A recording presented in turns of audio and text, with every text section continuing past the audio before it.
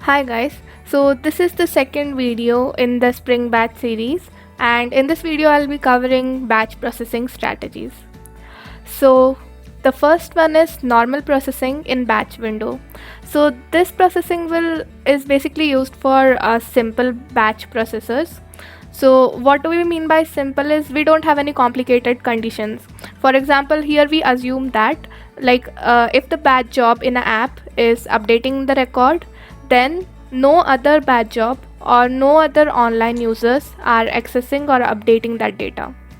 And in this kind of batch jobs, so all the data will be read, processed, and at the end, at a single point of time, a single commit will be done at the end of the batch job.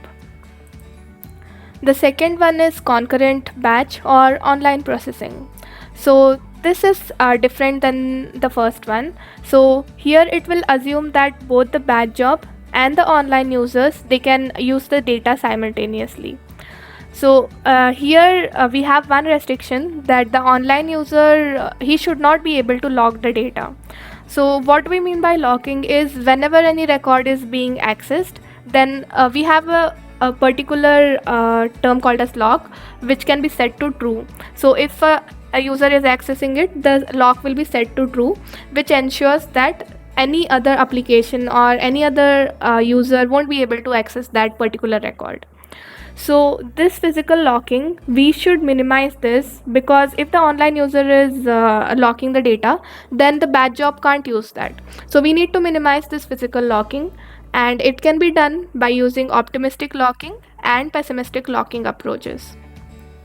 In this type of processing, the commit will be done at the end of few transactions each. So we won't wait for reading the entire data, processing it, and then at a single point we'll commit it. So we won't do that here. We'll just commit it after a few transactions.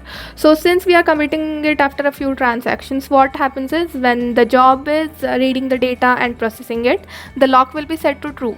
Thus, no other online users or other batch job will be able to access that. So for a particular short period of duration, that short amount of data or the partition of data, that won't be accessible to others. So this is one drawback of online processing. Let's go to optimistic locking.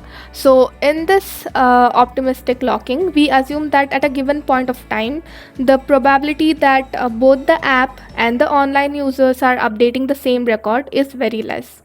So here in this situation, what we do is we'll add a column of timestamp, and all the records will be updated with the particular timestamp. Okay, so that column will be populated for all the records. So once the batch job accesses the data, it will access the timestamp as well, and it will store it, and it will process the data, and while writing the data, it will compare the timestamp. That it will write the data only if the timestamp is the same as the one which we got during the reading time, right? So this is the way in which it works, and it will update the data only if both the timestamp matches. That is while writing the data, while reading the data. And if the timestamp won't match, it won't update the data, because it knows that someone else has updated it.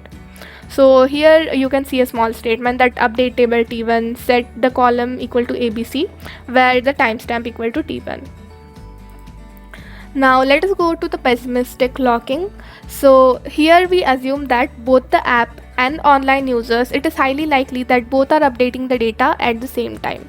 So in this condition, it is very necessary that we acquire the locks, that is physical or the logical locks. So here what we do is we create a separate column and for lock, and whenever the user accesses the data, the lock will be set to true.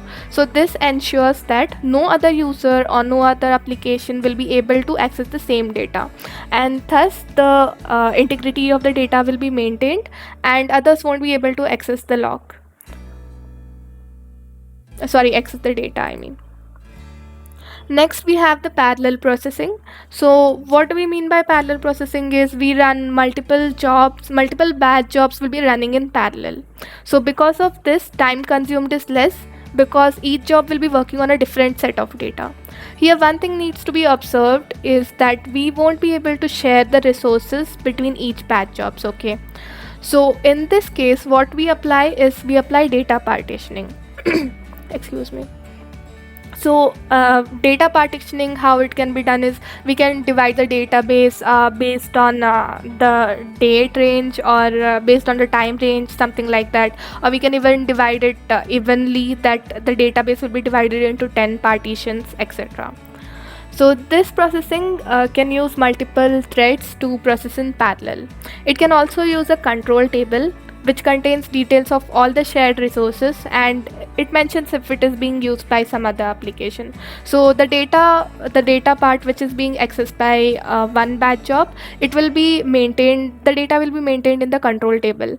And if the second batch job, before accessing the data, it will check in the control table if the data which it is trying to access is being used by someone else. Thus thus two batch jobs won't be accessing the same data. One cons is that control table can itself become a critical resource here. Now we have partitioning.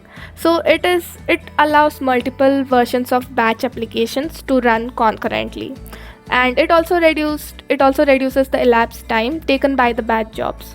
Here, the database data to be split. It allows the application to work on each data set independently. So here we need to remember that partitioning does not mean only partitioning the database. It can also contain things like partitioning the file, or based on some other approaches as well. So here the application should be flexible enough to decide the number of partitions. So these partitions we can decide based on the requirement which we get, or based on the logic which the developer will be writing.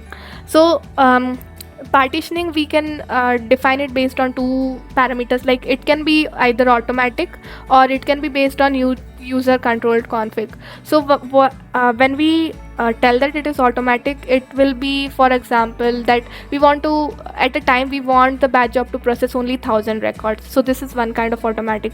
Then the second one is based on the file size. We are dividing it into 10 parts, or we are dividing the file that, like, it contains only a particular size of data.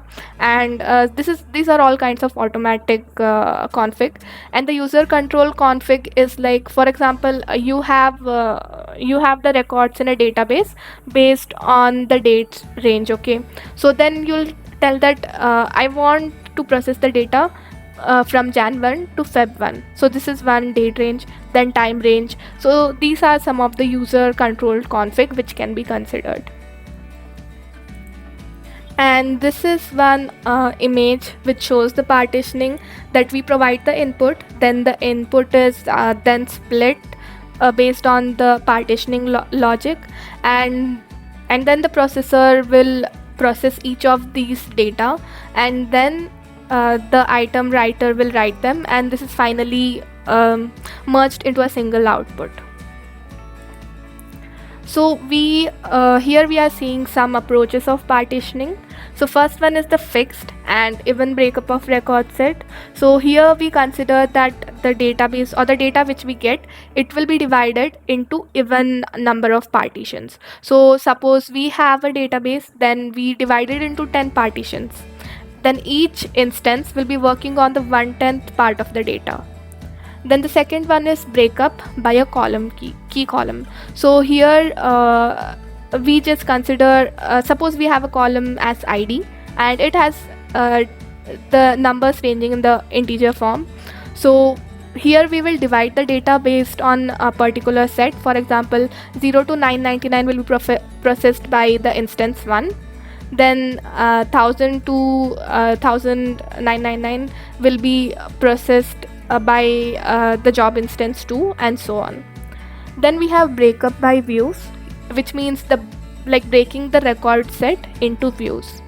Then we have extract table to a flat file.